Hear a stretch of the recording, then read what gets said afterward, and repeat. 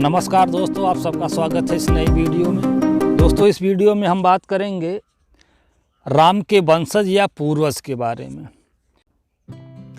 दोस्तों, यह प्रसंग रामायण में वर्णित है, रामचरितमानस में नहीं, वाल्मीकि रामायण में। जब राम का विवाह हो रहा है, वहाँ पर सब लोग तमाम ऋषिगण और राजा दशरथ सब एकत्रित। तो वहाँ पे राजा दशरथ जो है वशिष्ठ जी से अपने वंश के बारे में जनक जी को बताने के लिए कहते हैं। तो वशिष्ठ जो हैं राजा दशरथ की वंशावली या उनके पूर्वज या खानदान का जिक्र करते हैं, राजा जनक को बताते हैं। वो बताते हैं कि ब्रह्मा से राजा मरीच, मरीच से कश्यप, कश्यप से राजा सूर्य हुए। जी हाँ, सूर्य। क्षत्रियों में आपने देखा होगा कि सूर्यवंशी कहा जाता है। सूर्य के बाद वैवस्त्र, उसके बाद मनु, मनु से इक्ष्वाकु, इक्ष्वाकु ही अयोध्या के पहले राजा थे।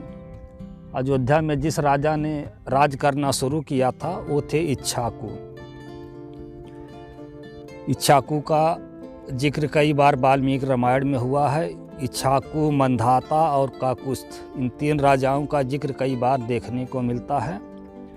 और रामचरितमानस में रघु, सूर्य, इनका जिक्र बार बार मिलता है। तो इक्ष्वाकु जो अयोध्या के पहले राजा थे, इसके बाद कुक्षी, उसके बाद विकुक्षी, उसके बाद वाणा, फिर अनर्य, फिर पृथु, फिर त्रिसंग। त्रिसंग के बाद राजा हुए धुंधमार, उसके बाद युवनाश्व, उसके बाद मंधाता। जी हाँ, मंधाता, जिसका जिक्र वाल्मीकि रामायण में कई बार हुआ है। मंधाता के बाद राजा हुए सुसंध। सुसंध के दो पुत्र हुए, ध्रुवसंधि और प्रसेनजित। ध्रुवसंधि से भरत हुए, भरत के बाद असित, असित के तीन पुत्र हुए, है, तालजंग और शिशबिंद। तीनों पुत्रों ने अपने पिता के साथ दुश्मनी और लड़ाई की और अपने पिता को ही युद्ध में हराकर उनको राजमहल से या राज्य से बाहर निकाल दिया। अब असित अपने पुत्र के द्वारा निकाले जाने पर अपनी दो पत्नियों के साथ, जो कि उस समय प्रेग्नेंट थी, हिमालय पर चले गए। वहाँ राजा असित की मृत्यु हो जाती है, दोनों पत्नी वहाँ रहती हैं। अब एक जो रानी थी, वह दूसरी रानी जिसका नाम कालिंदी था, उसको जहर दे दी। विषपान करने के बाद वो वहीं पर एक भृगुवंशी मुनि थे, च्यवन ऋषि के पास चली गई। उन्होंने उनकी देखभाल की और उनके आशीर्वाद से कालिंदी को एक पुत्र उत्पन्न हुआ। अब उसका नाम रखा गया सगर। सा माने साथ, गर माने विष। वो रानी ने विषपान किया था, विष के साथ वह पुत्र पैदा हुआ, इसलिए उसका नाम रखा गया सगर। अब राजा सगर के बाद असमंजस हुए, असमंजस के बाद अंशुमान, अंशुमान के बाद राजा दिलीप, और राजा दिलीप के बाद भगीरथ। जी हाँ, भगीरथ। राजा भगीरथ ने ही गंगा जी को पृथ्वी पर लाने के लिए घोर तप किया था। आपने यह कहानी सुनी होगी।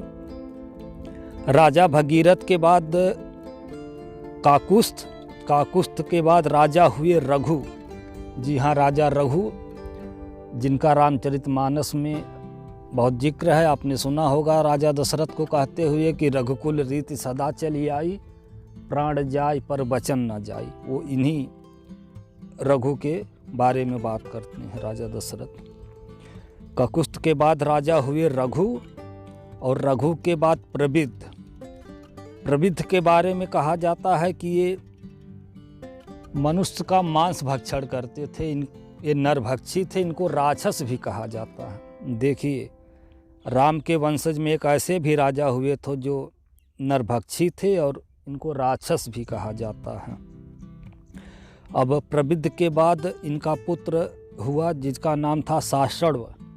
उसके बाद राजा हुए सुदर्शन, सुदर्शन के बाद अग्रिवर्ण, अग्रवर्ण के बाद शीघ्रग, शीघ्रग के बाद मरु, मरु के बाद प्रसुश्रुक, मरु के बाद राजा हुए प्रसुशुक्र, उसके बाद अंबरीय, अंबरीय के बाद राजा बने नहुस, नहुस के बाद अयाति, अयाति के बाद नाभाग, नाभाग के बाद राजा अज, अज के बाद दशरथ, और दशरथ के बाद तो आप जानते ही हैं।